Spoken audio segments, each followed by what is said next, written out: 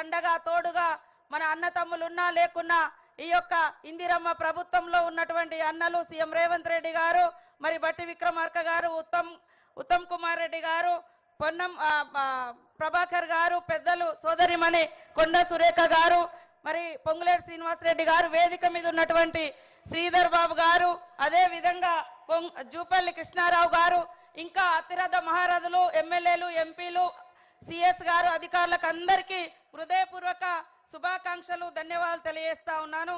అభద్రతా భావం నుంచి ఆత్మవిశ్వాసం దాకా, ఆర్థిక కష్టాల నుంచి సంపద సృష్టించేదాకా, వివక్షత నుంచి వికాసం దిశగా, స్థానికంగా సంఘటితమై సాధికార దిశగా, సంఘటితం నుంచి సైలెంట్ రివల్యూషన్ దాకా, ఉక్కు మహిళ ఇందిరమ్మ పేరు బలం, మరి సీఎం రేవంత్ అన్న సంకల్ప బలం, బట్టన్న బడ్జెట్ రిలీజ్ బలం అన్ని కలబోస్తే మరి తెలంగాణ ఇందిర మహిళా శక్తి దేశానికి ఘన కీర్తి. ఈరోజు ఎన్నో రకాల వ్యాపారాలను మేము ముందుకు తీసుకొచ్చి ఆర్థికంగా మీ కాళ్ళ మీద మీరు నిలబడాలన్నటువంటి సంకల్పంతో ఈ యొక్క ప్రభుత్వం పనిచేస్తూ ఉంది. కాబట్టి ప్రతి మహిళ ఈ ప్రభుత్వానికి దీవిస్తూ ప్రభుత్వం ఇచ్చేటువంటి అన్ని కార్యక్రమాలను సక్రమంగా ఉపయోగించుకొని లక్షాధికారులుగా కోటీశ్వరులుగా ఎదగాలనే సంకల్పంతో మరి యొక్క కుటుంబ పార్టీ, మీ యొక్క కుటుంబం, ఈ యొక్క ప్రభుత్వం అంటేనే మీ యొక్క కుటుంబం కాబట్టి ఈ కుటుంబంలో మీరందరూ, ఈ ప్రభుత్వంలో మీరందరూ కూడా భాగస్వాములు. ఈరోజు మరి ఎన్ని రకాల వ్యాపారాలంటే 20 రకాల వ్యాపారాలను ఈరోజు ముందుకు తీసుకురావడం జరిగింది. ఈరోజు మరి రథ చక్రాలు నిన్నటిదాకా బస్సులలో ఫ్రీ అనేది ఉంటే ఈరోజు ఆ బస్సులకే మీరు యజమానులై మరి 600 బస్సులను మీరు ఓనర్లు అయ్యే విధంగా బాధ్యత తీసుకొని మరి ముందుకొచ్చినటువంటి మన ఆర్టీసీ శాఖ మంత్రులు పొన్నం ప్రభాకర్ గారికి కూడా ధన్యవాదాలు తెలియజేస్తా ఉన్నాను. అదేవిధంగా 115 కోట్ల ఉచిత ప్రయాణాలు ఈ రోజు వరకు మహిళలు బస్సును ఉపయోగించుకోవడం ద్వారా జరిగింది. 20 రకాల వ్యాపారాలను కూడా మీకు ఇవ్వడం జరుగుతుంది.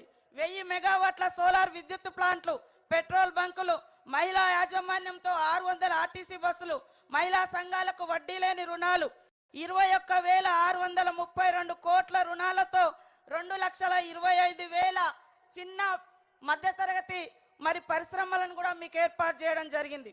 గతంలో ఎన్నెలేని విధంగా మహిళలకు, మహిళా సభ్యురాలుగా ఉంటే ఏదైనా ప్రమాదంతో చనిపోతే 10 లక్షల వరకు మరి ప్రమాద బీమా కూడా ఏర్పాటు చేయడం జరిగింది. 2 లక్షల వరకు లోన్ బీమా ఇవ్వడం జరిగింది.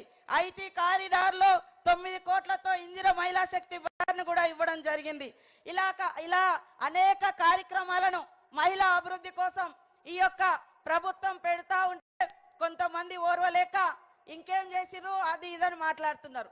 ఇవాళ 1 కోటి మంది కోటీశ్వర్లు కావాలని సంకల్పంతో, లక్ష్యంతో సీఎం రేవంత్ రెడ్డి గారు ప్రభుత్వం పనిచేస్తుంటే నిన్నటిదాకా మహిళలంటే ఒక ఇంటి ఆడబిడ్డనే, మహిళలంటే ఒక కుటుంబం బిడ్డనే చూపించారు వాళ్ళు.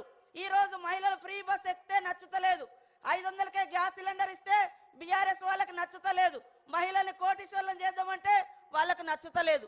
దయచేసి వాళ్ళ మాటలు పట్టుకుంటే ఒక 100 ఏళ్ళు వెనుకపోతారు.